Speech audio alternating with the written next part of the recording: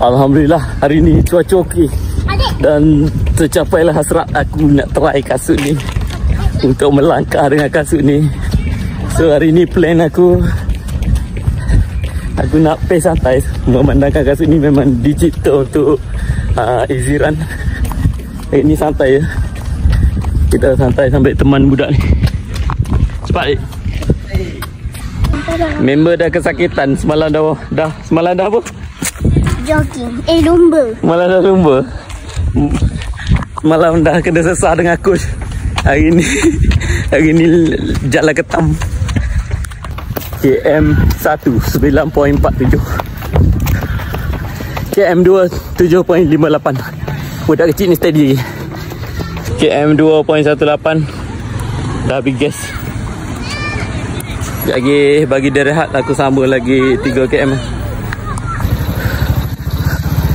Kena tegur dengan coach. Bagus nak. Satu Lemah.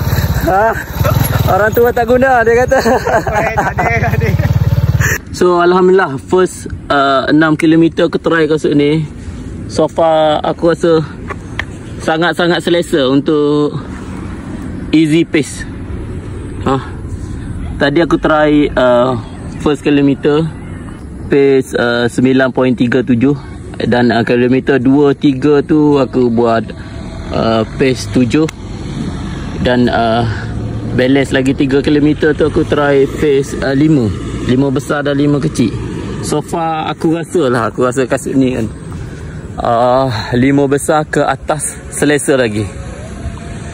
Setakat aku try 6 km ni lah selesa. Tapi kalau untuk speed tak payah beli kasut ni lah, cari kasut lain. Untuk easy pace, untuk daily sangat-sangat selesa. Kalau brand lain lah, kalau aku boleh bagi tahu brand lain yang rasa dia feel dia lebih kurang kasut ni, yang pernah aku pakai Pegasus, Nike Pegasus. Dia punya comfort macam tu. Dan dia sangat-sangat stabil. Stabil, cushion, bagi aku terbaik untuk first 6 km. Apa-apa pun bagi aku try dulu.